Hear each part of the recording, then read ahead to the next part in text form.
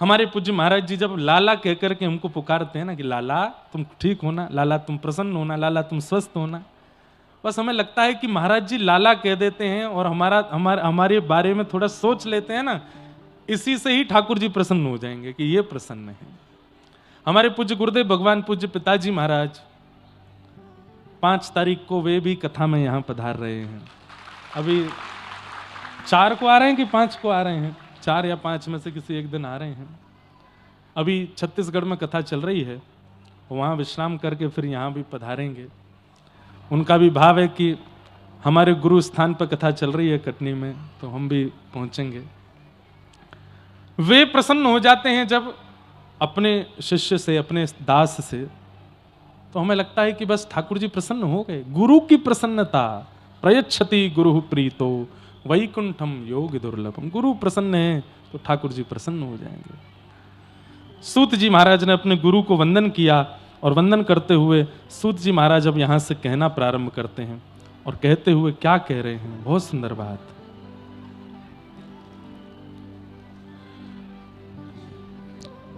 सवै पुंसां परो धर्मो यतो भक्ते यदोक्षजे अहैतुक्य प्रतिहताय आत्मा संप्रसीदति।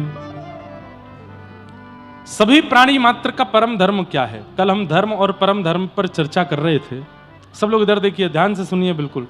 अब चर्चा ना करें, किसी और की तरफ ना देखें, यहां देखें। सवै पुंसां परो धर्मो यतो भक्तिर अदोक्षजे। अदोक्षज भगवान की अहैतुकी भक्ति करना। अहैतुकी भक्ति को क्या कहते हैं? प्रेम लक्षणा भक्ति करना, न विच्छिन्न होने वाली भक्ति करना, यही समस्त प्राणी मात्र का परम धर्म है।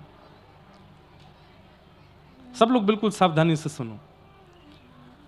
ठाकुर जी के प्रति प्रेम लक्षणा भक्ति भाव रखना, जैसे व्रज की गोपियां रखती हैं, जैसे यशोदा मैया रखती हैं, जैसे नंद बाबा प्रेम करते हैं लाला से, जैसे ठाकुर जी के सब ग्वाल बाल प्रेम करते हैं ठाकुर जी से, ऐसी ठाकुर जी के प्रति संबंधात्मक भक्ति करना यह परम धर्म है।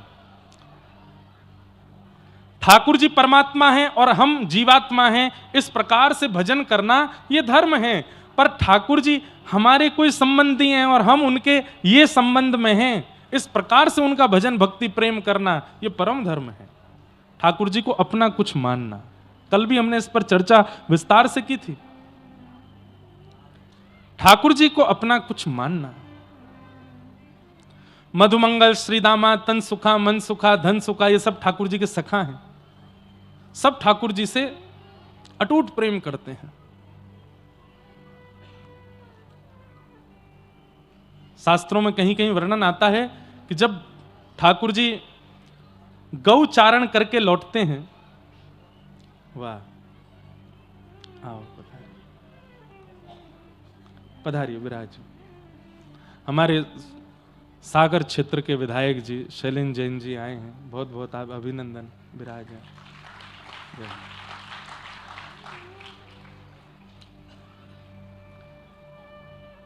महाराज जी ये भी अद्भुत हैं। एक साल में इनके विधानसभा में 2 कथा हमने की, एक ही साल में।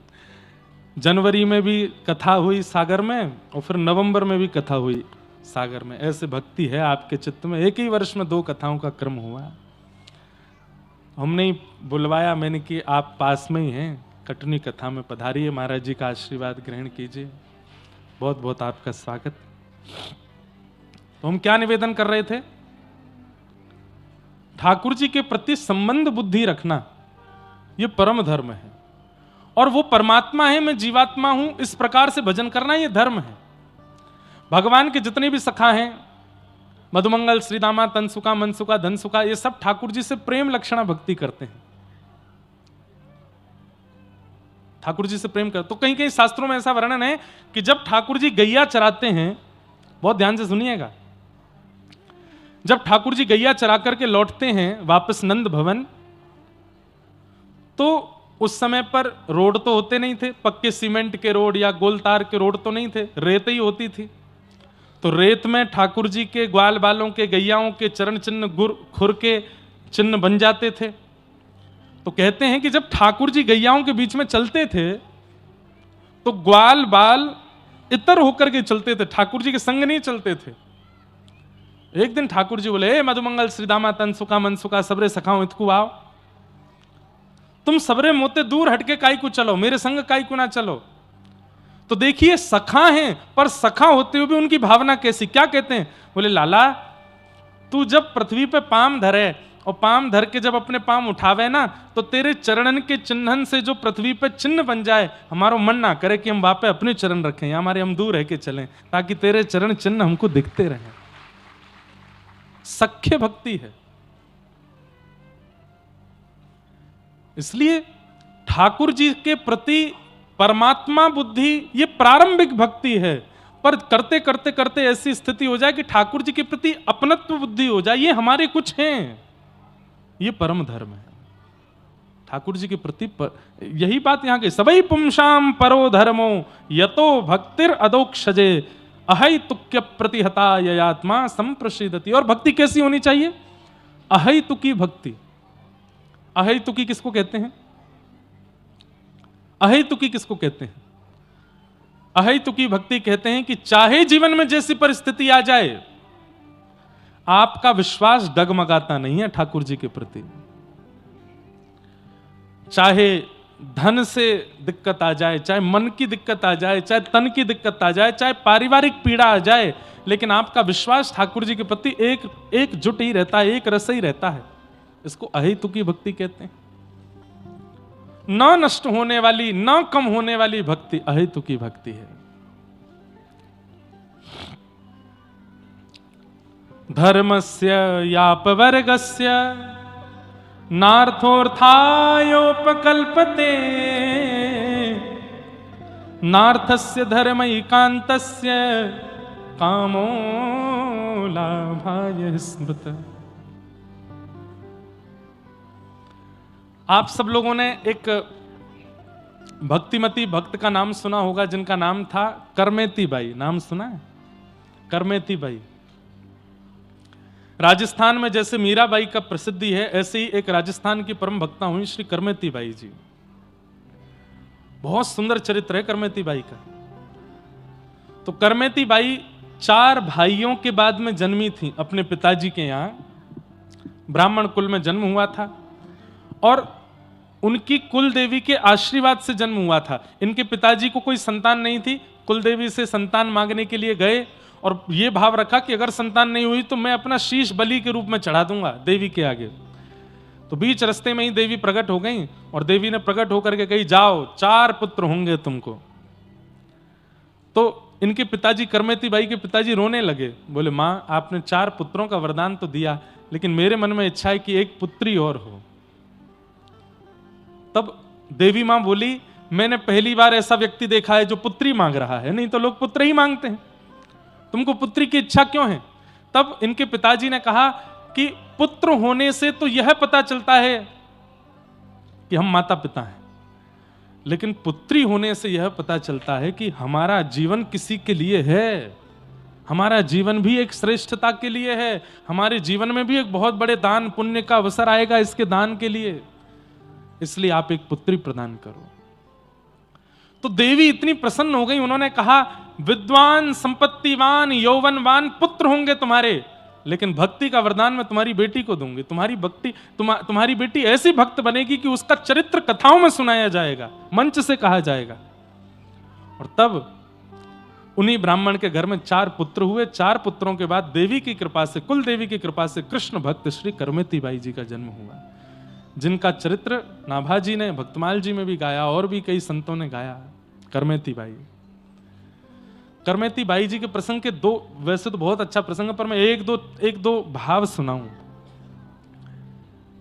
इनका विवाह निश्चित हुआ, एक राजघराने के एक अच्छे कुल के बालक से इनका विवाह संपन्न हुआ। तो विवाह जिस दिन होना था उस दिन बारात सामने आई। ये ऊपर अपने कक्ष में खड़े खड़े बारात देख रही थीं और तभी इन्होंने मन में विचार किया कि मैंने जन्म किसी का घर बसाने के लिए, अपना घर बसाने के लिए, गृहस्थाश्रम में जाने के लिए नहीं लिया है। मैंने जन्म ठाकुर जी की भक्ति के लिए लिया है और अपनी भक्ति के द्वारा असंख्य भक्तों को भक्ति का मार्ग दिखाने के लिए लिया है। सब लोग इधर देखिए, ध्यान से सुनो। लेकिन माता पिता जबरदस्ती मेरा ब्याह कर रहे हैं, क्या करूं? तो द्वार पर बारात आ गई थी और करमेती बाई उसी समय घर छोड़ के चली गई। ये नहीं पता था जाना कहां है, बस इनको ये पता था कि मेरे घर से उत्तर की दिशा में, मेरे घर से उत्तर की दिशा में वृंदावन है। ये नहीं पता था वृंदावन का रास्ता कहां है, कहां से मुड़ना कैसे, बस उत्तर दिशा की ओर चल पड़ी करमेती बाई। द्वार पर बारात खड़ी थी, माता पिता दुल्हा का सत्कार कर रहे थे और बहू बेटी घर से चली गई। विवाह नहीं हो पाया, पूरे नगर में ढूंढा, पुत्री नहीं मिली। तब इनके दुखित पिताजी ने नगर के राजा को कहा कि मेरी बेटी घर छोड़ के चली गई है, मेरे पास तो सैन्य बल नहीं है, आप मेरी बेटी को ढूंढवाइए, कहां है वो। तब राजा ने अपनी सेना लगा दी, बोले ढूंढ के लाओ, कहां गई है ब्राह्मण देवता की पुत्री। तो सेना दौड़ी, चप्पा चप्पा ढूंढने लगी, कहां है कहां है। आजकल के बच्चे इन्फ्लुएंस मत होना करमेती बाई से, ये भी तो घर छोड़ के गई थी, पर घर छोड़ के कितनी परम पवित्र भक्ति के लिए गई, आगे सुनिएगा। करमेती बाई को पता चल गया कि राजा की सेना मुझको ढूंढ रही है, कहां छिपूं, ये तो चप्पा चप्पा छान रहे हैं। तभी इन्होंने देखा कि एक रेगिस्तान में ऊंट पड़ा है मरा हुआ, और गीदड़ आदि उस ऊंट को भीतर से खा गए, बाहर का कंकाल बस पड़ा है। अरे उस ऊंट के पास जाना बहुत दूर की बात है, किलोमीटरों दूर तक उसकी दुर्गंध आ रही थी, इतनी दुर्गंध आ रही थी। करमेती भाई दौड़ करके गई और उस ऊंट के कंकाल के भीतर जाके छिप गई। आप कहोगे महाराज जी 10-15-20 मिनट छिपी होंगी ताकि सेना चली जाए तो ये निकल के बाहर भाग जाएं। 3 दिन तक उसके अंदर छिपी रही। प्रसंग आता है कि करमेती बाई जब वृंदावन पहुंच गई और फिर कालांतर में प्रसिद्ध हो गई, संत जन इनका सत्संग सुनने के लिए जब आते थे, तब एक संत ने इनसे प्रश्न किया कि भाई साहब, हमने सुना है कि जब आप राजस्थान से वृंदावन आई थी तो सेना से बचने के लिए आपने ऊंट के कंकाल में 3 दिन निवास किया। करमेती बाई बोली हाँ। तो फिर उन्होंने कहा क्षमा कीजिएगा, बुरा मत मानिएगा, पर कोई जानवर मर जाता है तो उसके शरीर की दुर्गंध इतनी विष के समान होती है कि उसको एक बार कोई ले लेता है तो उस व्यक्ति का सिर दर्द करने लगता है। आप 3 दिन उस दुर्गंध युक्त ऊंट के पेट में कैसे बैठ गई? करमेती बाई बोली 2 बात। पहली बात, जिसके चित्त में प्रेम लक्षणा भक्ति जागृत हो जाती है ना, उसको फिर परिस्थिति से फर्क नहीं पड़ता। जिसके चित्त में प्रेम बढ़ चढ़ के बोलने लगता है कृष्ण भक्ति का, वृंदावन भक्ति का, और प्रेमी व्यक्ति को फिर परिस्थिति से फर्क नहीं पड़ता, वो प्रेम को प्रायोरिटी देता है। मेरे लिए वृंदावन पहुंचना जरूरी था, मेरे लिए कृष्ण की चरणार बिंदों की प्राप्ति जरूरी थी, मेरा मन बुद्धि चित्त सब कुछ कृष्ण का स्मरण और वृंदावन का स्मरण कर रहा था, इसलिए वो दुर्गंध मेरा कुछ बिगाड़ ना पाई। और दूसरी बात जो कही वो तो लाजवाब। करमेती बाई कहती हैं, भैया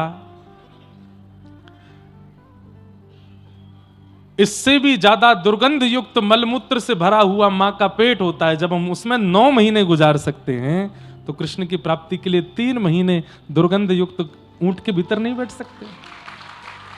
हम 9 महीने उस मलमूत्र के भांड पेट में रह के आ सकते हैं, तो कृष्ण प्राप्ति के लिए ये कंकाल रूपी ऊंट के गर्भ का जो दुर्गंध है ये तो कुछ भी नहीं थी उसके आगे।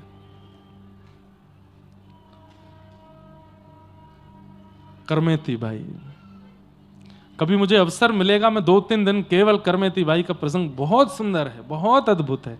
हमारे श्री नारायण दास भक्तमाली जी पूज्य बक्सर वाले मामा जी ने पूरी करमेती बाई का चरित्र लिखा है, गाया है, इतना अद्भुत है।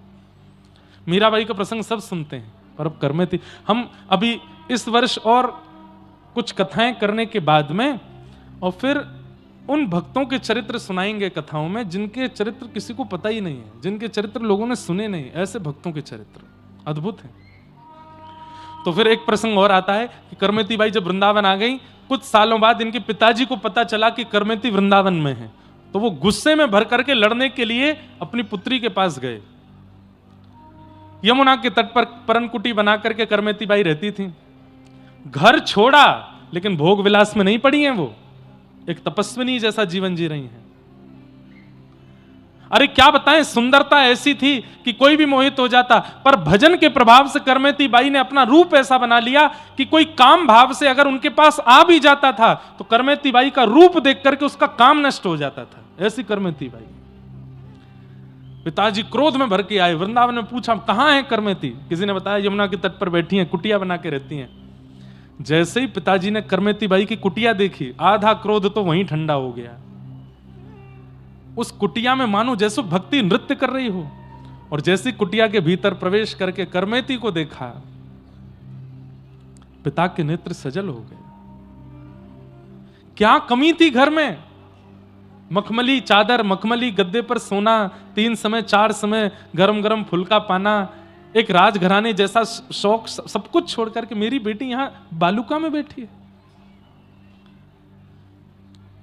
करमेती बाई ने नेत्र खोल के जब अपने पिता को देखा, प्रणाम किया, पिताजी आइए। कैसे आए? ममता नहीं है चित्त में कि रोने लग गई हो ना? बोले बेटी मेरे अंदर क्रोध तो बहुत था पर पता नहीं कहां चला गया, लेकिन एक प्रश्न अभी तक मेरे चित्त से नहीं गया है, उस प्रश्न का उत्तर जानने आया हूं मैं। बोले क्या पिताजी? तूने एक बार भी विचार नहीं किया कि मेरे पिता की नाक कट जाएगी? मेरे पिता को समाज में मुंह कैसे दिखाएंगे अगर मैं घर छोड़ के भाग गई तो? मेरे द्वार पर बारात खड़ी थी लाली, एक परिवार अपना पूरा घर सजा करके और किसी दूसरे परिवार के स्वागत में वहां खड़ा था। एक व्यक्ति दुल्हा बन करके आया, उसके माता पिता सब परिवार लोग आए। तूने एक नहीं 2-2 परिवार और पूरे कुल में मेरी नाक कटा दी। तूने एक बार भी विचार नहीं किया कि मेरे पिता के साथ क्या होगा अगर मैं ऐसा करूंगी तो? माना तेरी भक्ति प्रधान है, माना तेरा वृंदावन आना निश्चित है, माना कि तुझे कृष्ण भक्ति चाहिए, लेकिन तूने अपने पिता का चिंतन क्यों नहीं किया? करमेती बाई ने ऐसा उत्तर दिया, हो सकता है कई माता पिताओं को अच्छा ना लगे, लेकिन यह बिल्कुल शास्त्रीय बात थी। करमेती बाई क्या बोली? पिताजी मेरी क्षमा बहुत छोटी है आपके अपमान के आगे, इसलिए मैं अगर क्षमा मांगूंगी तो शायद मैंने जो किया उसमें मुझे क्षमा नहीं मिलेगी, लेकिन यह संसारी विषय है। आध्यात्मिक विषय यदि देखोगे तो पिताजी मेरी बात आपको कड़वी लगेगी, आप कहो तो मैं कह दूं। पिताजी बोले बोलो। बोले पिताजी नाक उनकी कटती है जिनकी नाक होती है, और नाक उन्हीं की होती है जो कृष्ण के होते हैं, जो राम के होते हैं, जो नारायण के होते हैं, जो गुरु के होते हैं। पिताजी संसार के विषय भोगों में, इस संसार के लोक रंजन में, इस संसार के लोग जो कभी किसी के नहीं हो सकते, इनके लिए नाक बचाने के लिए आप अपनी भक्त बेटी का एक विषयी जीव से ब्याह कर रहे थे। नाक आपकी नहीं कटी पिताजी, अगर ब्याह हो जाता तो मेरी कट जाती, क्योंकि मैं कृष्ण की हूं, मैं राम की हूं, और उसके बाद भी एक विषयी व्यक्ति को अपने जीवन में आने का अवसर देती मैं, मेरी नाक कटती पिताजी। नाक तो उनकी होती है जो ठाकुर जी के होते हैं। आपको फिर भी लगा कि मैंने अपराध किया, तो इस अपराध की भरपाई मैं केवल एक भाव से कर सकती हूं, सालों से जिनकी सेवा कर रही हूं ठाकुर जी की, अब ये मैं आपको प्रदान करती हूं, इनकी सेवा करो। आपके अब मैं नहीं हूं आपके यहां, मेरी जगह ये विराजेंगे। और अपने घर के ठाकुर जी दिए। पिताजी के चित्त का जितना विषाद था सब चला गया।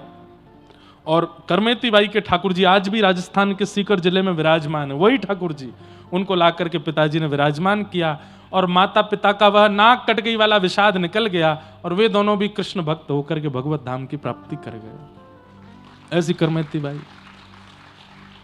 उनका प्रसंग, बंधुओं, मीराबाई, करमेती बाई, इनके प्रसंग सुन लीजिए, इन जैसा बनना बहुत मुश्किल है। पर परम धर्म कहते भी ऐसी ही भक्ति को हैं। हम आप जो कर रहे हैं वो धर्म है, पर इस प्रकार की जो भक्ति है उसे परम धर्म कहते हैं, जो ठाकुर जी के प्रति इतनी प्रीति, इतना लगाव, इतना कि सर्वस्व त्याग दिया ठाकुर जी के लिए। ऐसी भक्ति, इसी को परम धर्म कहते हैं।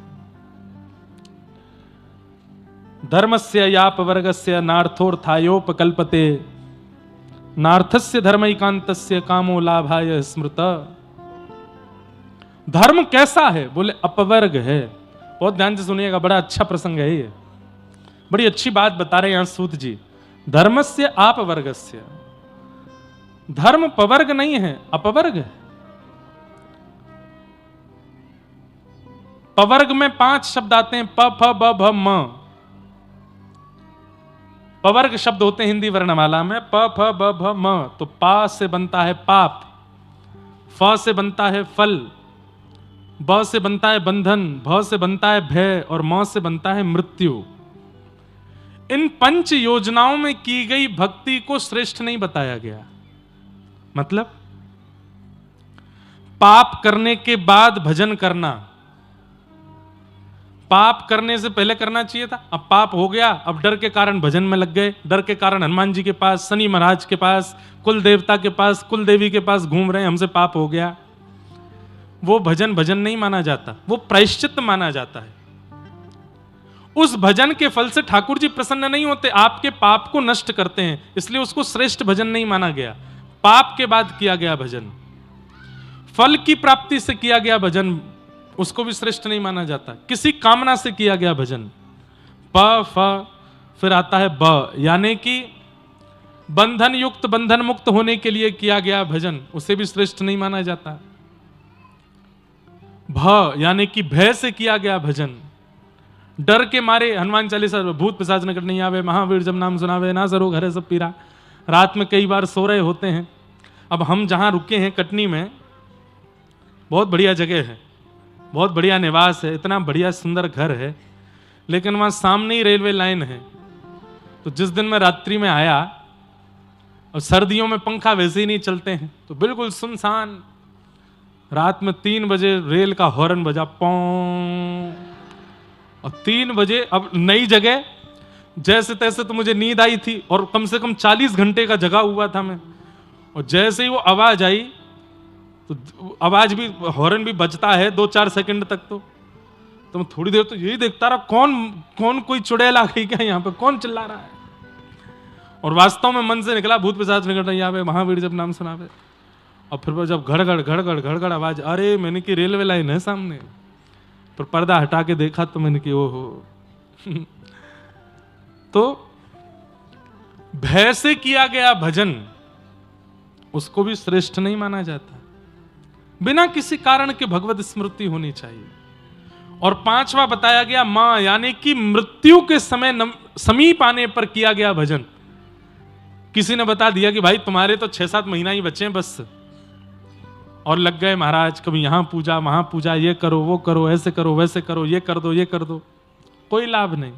या फिर किसी ज्योतिषी ने नहीं भी बताया, जीवन ही पूरा होने वाला है, समय हो गया, अब मरणासन अवस्था की ओर जा रहे हैं, बाल सारे पक गए, दांत सारे टूट टाट गए, आंखों से दिखता नहीं है, चला जाता नहीं, समझ गए कि अब तो मृत्यु आने वाली है। बोले अब क्या करें? बोले अब तो भैया तीर्थ कला लाओ, हमको गंगा जी नवा दो, जमुना जी नवा दो, कोई फायदा नहीं।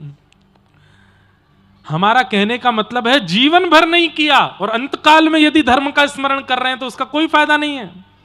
उसका यही समझिए कि घर में आग लग गई, आप कुआं खोद रहे हो, अरे अब क्या फायदा? पहले ही कुआं, घर बनने से पहले कुआं बनना चाहिए था, ताकि कभी आग लगे तो तुरंत जल निकाल के। पुरानी बात है, आजकल तो वो लग जाते हैं, क्या बोलते हैं उसको, फायर वाले अंदर लग जाते हैं। घर में आग लगे तो तुरंत बुझा दो।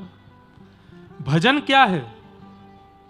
पाप की अग्नि, भोग की अग्नि, माया की अग्नि अगर कभी हमारे जीवन रूपी घर में लगे तो हम भजन के माध्यम से उसको तुरंत शांत कर दें। अब जीवन भर तो आपने उस अग्नि को शांत किया नहीं, उसको भोग विलासों में सब व्यस्त कर दिया, अंतकाल में याद कर रहे हो, कोई फायदा नहीं। तो पाप, फल, भय, बंधन और मृत्यु, इन 5 भावों में किया गया भजन, उसको उचित भजन नहीं मानते। धर्म तो बिना इन 5 के होना चाहिए, बिना निष्काम होना चाहिए। आगे भगवान के अवतारों के विषय में बताया, श्रीमद् भागवत जी की रचना कैसे हुई, इस विषय को प्रतिपादित किया गया। अनेक वेद पुराणों की रचना करने के बाद वेद व्यास जी का चित्त शांत नहीं था। तब नारद जी महाराज ने आकर के कहा, व्यास जी ऐसे ग्रंथ की रचना करो, ऐसे भाव की रचना करो जिसको सुनकर के बड़े बड़े योगी, जपी तपी और निर्ग्रंथा ठाकुर जी से प्रेम करने वालों का कल्याण हो। तब वेदव्यास जी महाराज ने श्रीमद् भागवत की रचना की, जहां पर भगवान का ऐश्वर्य नहीं, भगवान का प्रेम दिखाया गया। ऐश्वर्य ग्रंथ तो बहुत सारे हैं, लेकिन ठाकुर जी का प्रेमास्पद, ठाकुर जी के प्रेम को प्रतिपादित करने वाला ग्रंथ श्रीमद् भागवत है। नारद जी महाराज ने पूर्व जन्म की कथा सुना करके वेदव्यास जी को प्रोत्साहित किया और श्री वेदव्यास जी महाराज ने भागवत की रचना की। अब बहुत ध्यान से सुनिएगा। श्रीमद् भागवत की रचना हो गई।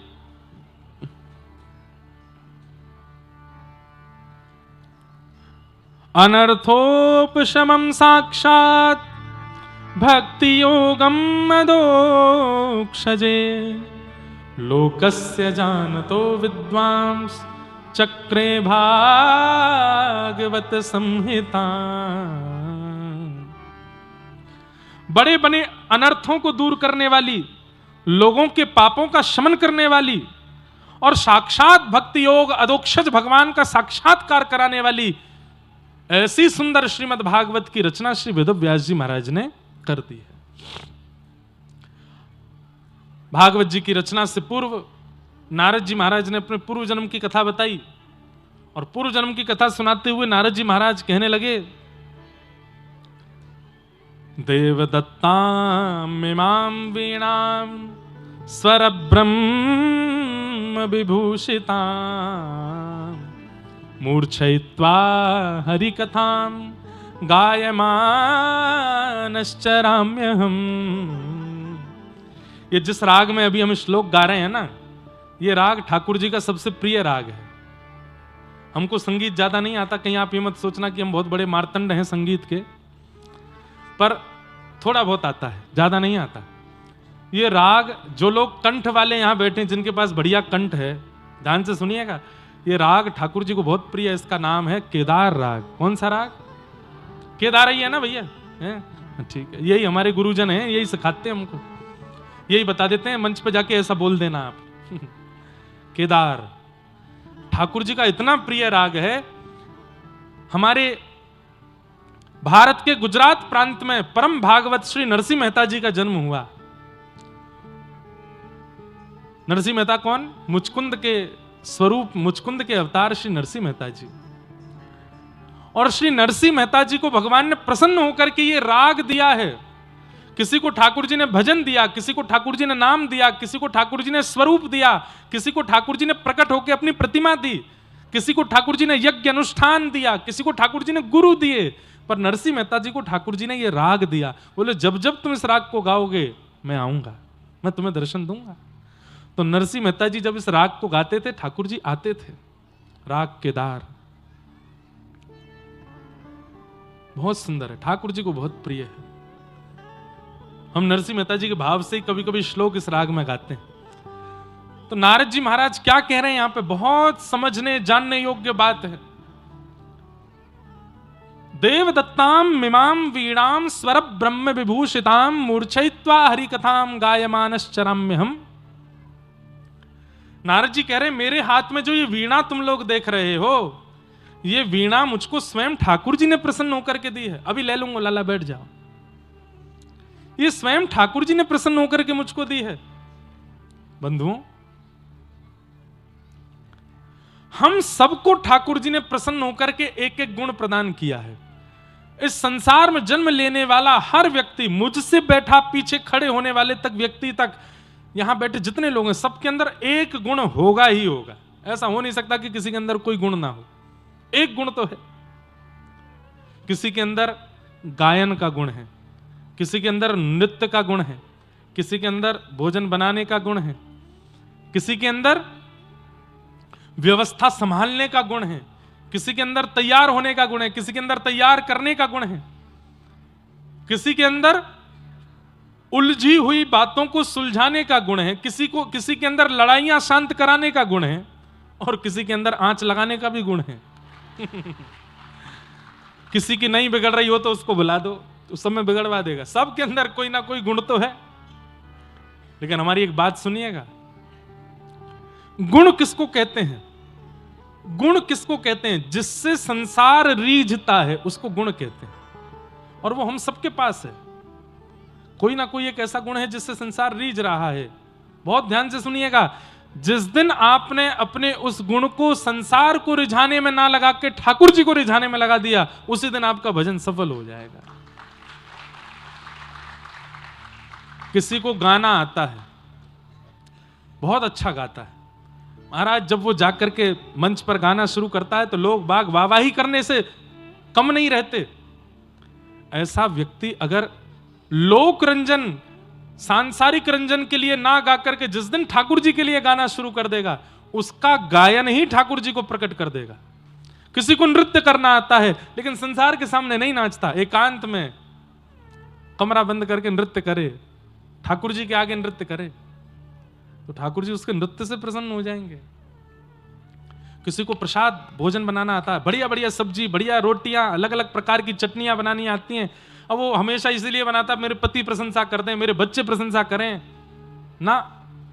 घर के ठाकुर जी किसी दिन मंदिर से बोल पड़े, अरे मैया कहा जोर को चटनी बनाई है तेने, तो आनंद आ गया, कड़ी खाए करके मेरा तो मन आएगा यहाँ पे, समझो आनंद आ गया। अपने गुण से लोक रंजन ना करके जिस दिन आपने भगवत रंजन करना प्रारंभ कर दिया, उसी दिन आपकी भक्ति फल देना प्रारंभ कर देगी।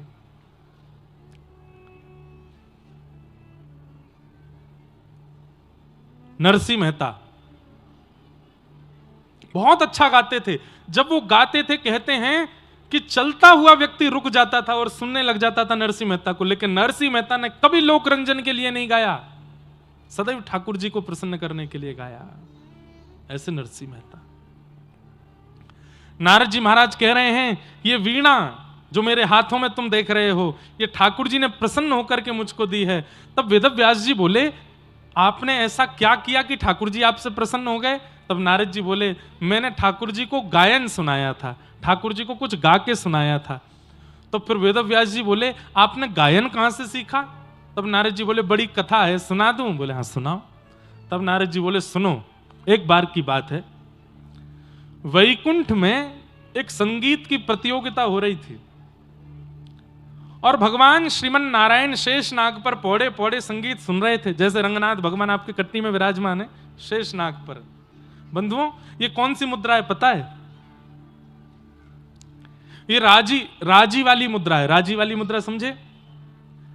जैसे घर में बच्चों को कोई बात मनवानी हो माता पिता से, तो माता पिता बैठे हों तब नहीं मानेंगे, माता पिता खड़े हों तब नहीं मानेंगे, लेकिन माता पिता ने एक लेट जाएं, थोड़ी आंखों में नींद सी भरी आए, तब कहो पिताजी कल हम धुआंधार घूमने चले जाएं।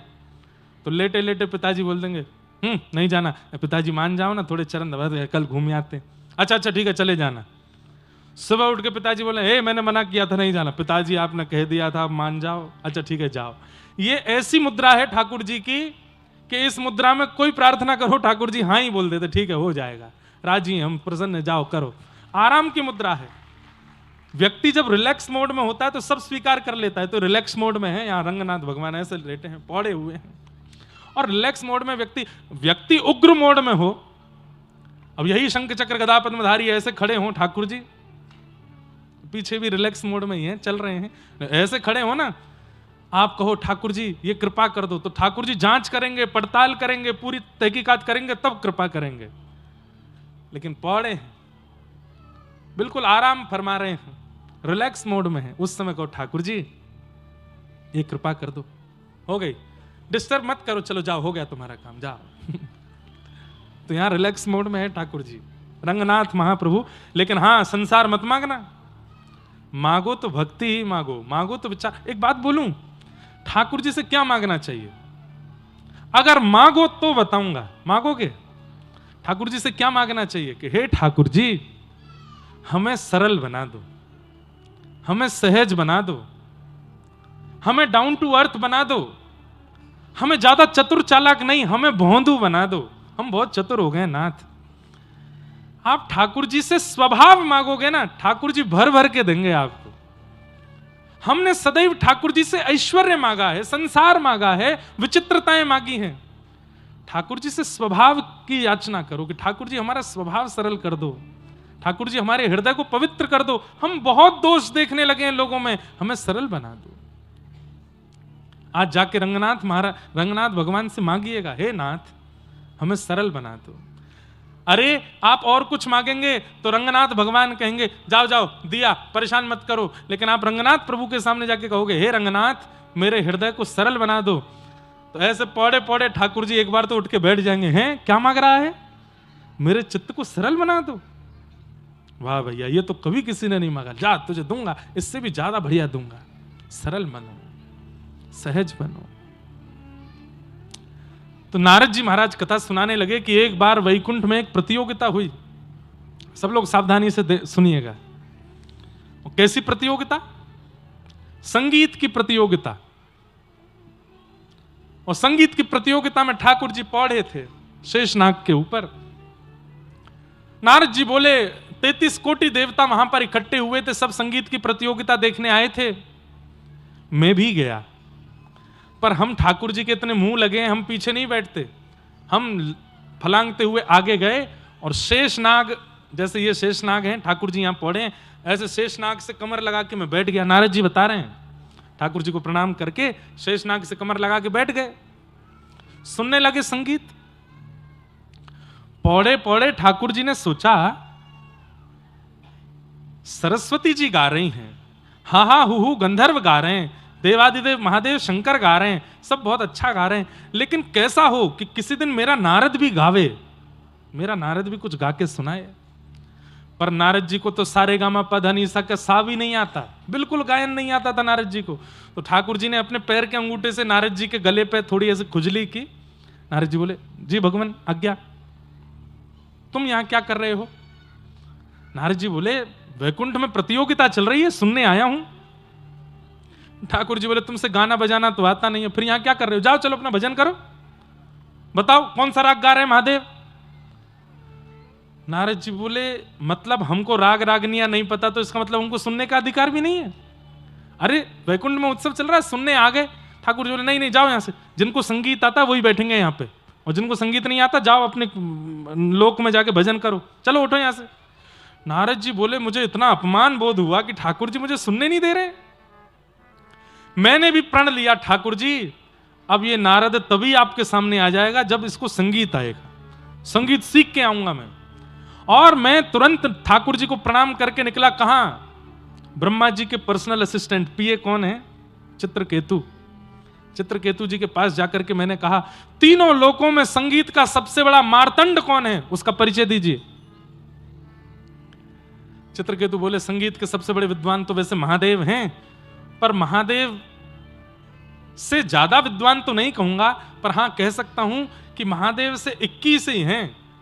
कौन? बोले, हिमालय की चोटी पर बिल्कुल एकांत में एक उल्लू है, बहुत अच्छा संगीत जानता है, उसको कोई नहीं जानता।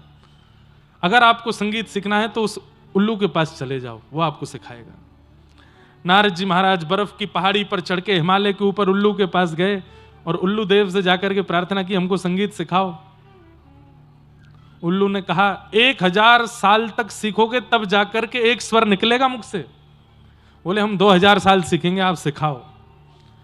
तब उस उल्लू ने नारद जी को संगीत सिखाया। ऐसा संगीत 2000 साल में तो नारद जी महाराज की ऐसी स्थिति हो गई कि वो जिस राग को गाते हैं उस राग की परिस्थिति प्रकट हो जाती है। नारद जी बोले, अभी भी कमी है, थोड़ा और मांझ के जाऊंगा। तब नारद जी महादेव के पास गए और फिर 1000 साल महादेव से भी संगीत सीखा। टोटल कितना हुआ? 3000 वर्ष। 3000 वर्ष साधना की नारद जी ने संगीत की। उसके बाद वो हुआ जो नहीं होना चाहिए था। क्या? अभिमान आ गया नारद जी को। आप तो कमर कस के बोले, आ जाओ मेरे सामने, अब तो ऐसा संगीत आता है, मुझे ऐसा संगीत आता है। ठाकुर जी ने मुझे सभा से उठा के भेज दिया था ना कि तुम संगीत के विद्वान नहीं। अरे सरस्वती, हा हा हु गंधर्व, इनको पछाड़ खा के गिरा दूंगा मैं, ऐसा संगीत गाऊंगा। अरे कहां तक कहूं, इस सृष्टि के रचयिता नारायण भी अब संगीत में मुझसे तनिक कम है। यह अभिमान चित्त में आ गया। इसलिए भैया मैं कहता हूं कि सर्वगुण संपन्न मत बनिएगा, थोड़े अधूरे ही रहिएगा, नहीं तो अभिमान आ जाएगा।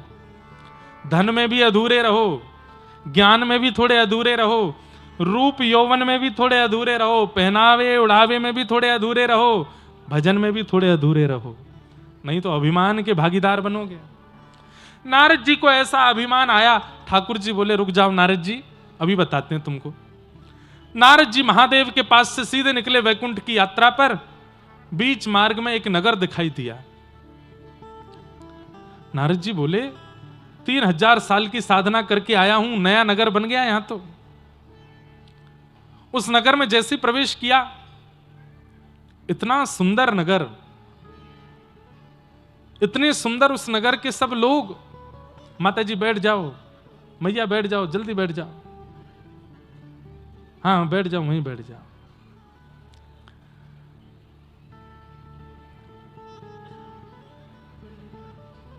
नारद जी महाराज उस नगर को देख करके बड़े प्रसन्न हुए। वो इतना सुंदर नगर, वहां के लोग बाग और भी ज्यादा सुंदर, उनकी आंखें सुंदर, नाक सुंदर, बोली सुंदर, कान सुंदर, चाल सुंदर।